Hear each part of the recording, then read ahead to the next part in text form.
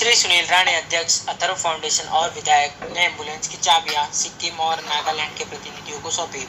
मुंबई 5 मई 2022। भूतपूर्व सैनिकों के कल्याण के लिए निरंतर कार्य करने वाली अथर्व फाउंडेशन द्वारा भारत के पूर्वोत्तर राज्यों के पूर्व सैनिकों और शहीदों के परिवारों के कल्याण के लिए एम्बुलेंस दान करने की सराहनीय पहल की। मुंबई के विटी इंटरनेशनल स्कूल बोरीवली में आयोजित एक विशेष कार्यक्रम में श्री सुनील राणे अथर्व फाउंडेशन के अध्यक्ष और विधायक ने एम्बुलेंस की चाबियां संबंधित राज्यों के सिक्किम और नागालैंड के प्रतिनिधियों को सौंपी।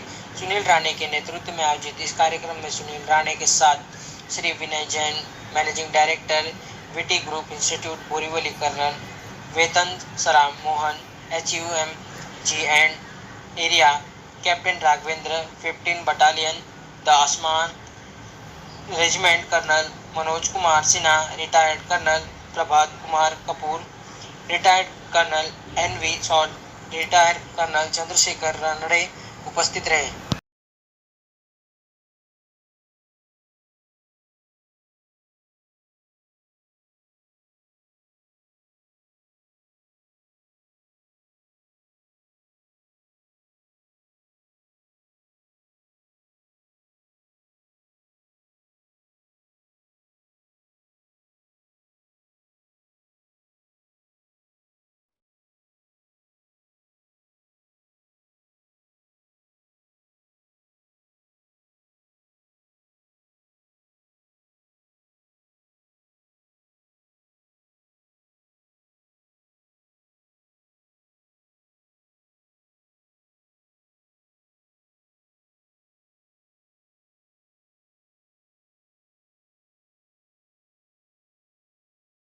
नोबल इनिशिएटिव है, सेना के लिए आप हमेशा काम करते रहे हैं, बट ये नॉर्थ ईस्ट के लिए आपका नोबल इनिशिएटिव है, बताइए सर। अथर्व फाउंडेशन ये हमारी जो संस्था है कि लगातार पिछले 12 वर्षों से भारतीय सेना के जवानों के लिए लगातार बहुत सारे उपक्रम करती है।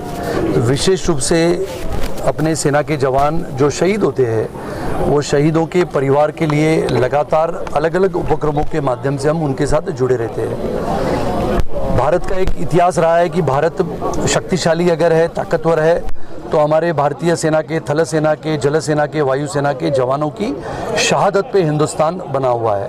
और इसके लिए अथर्व फाउंडेशन हमारी जो संस्था है वो लगातार भारत भर में काम करती है।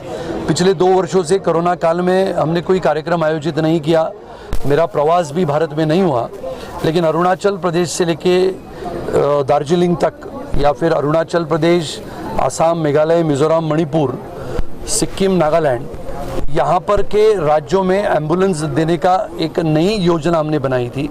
हमारे जिला सैनिक बोर्ड के माध्यम से जो हमारे पूर्व सैनिक हैं, उनके परिवार है, जो देश के लिए 30-30, 35-35 वर्ष सेवा देके आने के पश्चात पहाड़ी इलाकों में वापस अपने घर में रहने को जाते हैं, उनके लिए आरोग्य की सेवा हो, उनके लिए उनके गांव में, उनके पहाड़ी क्षेत्र में एम्बुलेंस की व्यवस्था हो, इसके लिए एक नया उपक्रम हमने शुरुआत की थी, जिसके तहत हमने पहले बार मणिपुर में एक एम्बुलेंस हमने भेंट दी थी।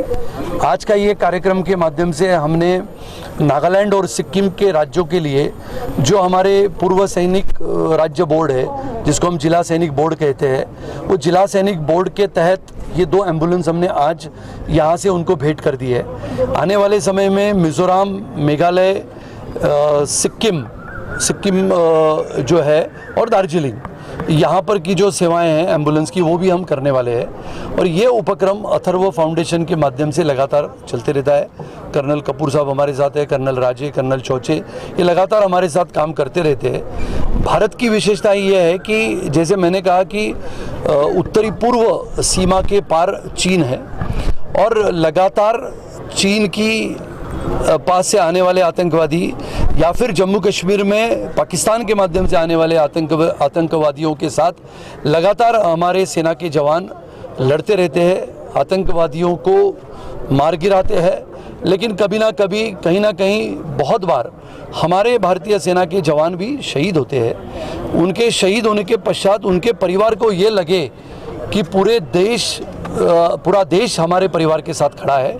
इसके लिए हम सब मिलते हुए हमारे सेना के जवानों के प्रति सच्ची श्रद्धा और सम्मान जताने का काम करते हैं। इसके अलावा और भी सुविधा आप उपलब्ध करवाएंगे? सुविधाएं तो हम लगातार बहुत सारी करते हैं। जैसे हमारे शहीद जवानों की बेटी को पढ़ाने के लिए आदरणीय प्रधानमंत्री श्री नरेंद्र मोदी जी द्वारा बेटी बचाओ बेटी पढ़ाओ अभियान पूरे देश भर में चलता है। लेकिन इसी बेटी बचाओ बेटी पढ़ाओ अभियान के तहत हमने एक आधुनिक कल्पना, एक नई कल्पना हमने सोची थी कि हमारे शहीद परिवारों के घर में जो बेटियां हैं उनको आधुनिक तकनीकी के माध्यम से पढ़ाने के लिए हमने कंप्यूटर का वितरण शुरू किया था। मुंबई पोर्ट ट्रस्ट के माध्यम से जब हम वहां पर पोर्ट ट्रस्ट में डायरेक्टर इस नाते आदरणीय हमारे केंद्रीय मंत्री गडकरी जी के नेतृत्व में काम करते थे, तो Mumbai port trust, Kandla port trust, Atharva foundation और हमारे मित्र परिवार, इनके माध्यम से करीबन 350 से 400 कंप्यूटर का वितरण का काम पूरे देश भर में शहीदों की बेटियों के लिए हम लगातार कर रहे हैं। उसका काम शुरू है, यानी जम्मू कश्मीर से लेके विशाखापट्टनम तक, विशाखापट्टनम से लेके दूर दराज इलाके में यानी बॉर्डर तक, होशियारपुर तक, गुरदासपुर तक हमारे अथर्व फाउंडेशन के कार्यकर्ता इन बेटियों के पास पहुंचते हैं। उनको पढ़ाने के लिए आधुनिक तकनीकी के माध्यम से कंप्यूटर का वितरण करते हैं। आपकी तरफ से जो अच्छे कार्य किए जाते हैं, एम्बुलेंस भी दिए जाते हैं, लेकिन जब इन एम्बुलेंस को देने के बाद आपकी कितनी नज़र आगे भी बनी होती है कि जो सेवा है लोगों तक पहुँच रही है, उसकी कंडीशन क्या है, आगे भी आप इसका ध्यान होता है आपको? पहला तो ये ऐसा है कि ये कोई साधारण नागरिकों को हम नहीं देते हैं, ये हम देते हैं जो पूर्व सैनिक है, जिन्होंने इस देश के लिए पिछले 1-2 नहीं तो 30-30 साल सेवाएं दी है। यानी आप विचार करो, मणिपुर में जो हमारे कर्नल सिलथो है, जिन्होंने उम्र के 20 साल में वो सेना में भर्ती हुए थे, और जब रिटायर हुए कर्नल इस नाते, तब उनकी उम्र 58-59 साल थी। 2 साल उन्होंने और काम किया, यानी 61 की उम्र में वो वापस आए अपने गांव में मणिपुर में। और अब एम्बुलेंस जो पूर्व सैनिक बोर्ड होता है, जिला सैनिक बोर्ड होता है, उसके माध्यम से वो अभी एम्बुलेंस उनके कार्यालय में लगी हुई है। तो ये एम्बुलेंस हमारे पूर्व सैनिकों के हाथों में रहती है और हमारा पूरा विश्वास है जो सैनिक अपने देश की सीमा को सुरक्षित रखने के लिए अपने प्राणों का बलिदान कर देता है, अगर वो वहाँ से वापस लौटता है तो देश की सेवा करने के बाद 30-35 साल किसको कहते हैं, 35 साल दूर दराज इलाकों में, पहाड़ी इलाकों में, बर्फीली चट्टानों में इस देश की सीमा को सुरक्षित रखने वाला अपना जवान जब वापस आता है तो सब नियमों का पालन करते हुए सभी नागरिकों को सोई सुविधा देने का प्रयास करता है। खर्चा कौन उठाएगा सर? खर्चे जो होते हैं, पेट्रोल है, डीजल है, या वो उनका जिला सैनिक बोर्ड है, जिला सैनिक बोर्ड होता है। जिला सैनिक बोर्ड को देश की अलग अलग अपने विभागों के माध्यम से, जिला सैनिक बोर्ड यानी जो निवृत्त सैनिक होता है उसके लिए विविध योजनाएं से सरकार कोई भी हो, सरकार ये सब योजनाएं करती रहती है। मुंबई रफ्तार न्यूज़ की खबरें पसंद आने पर हमारे YouTube चैनल को सब्सक्राइब करें और लाइक करें।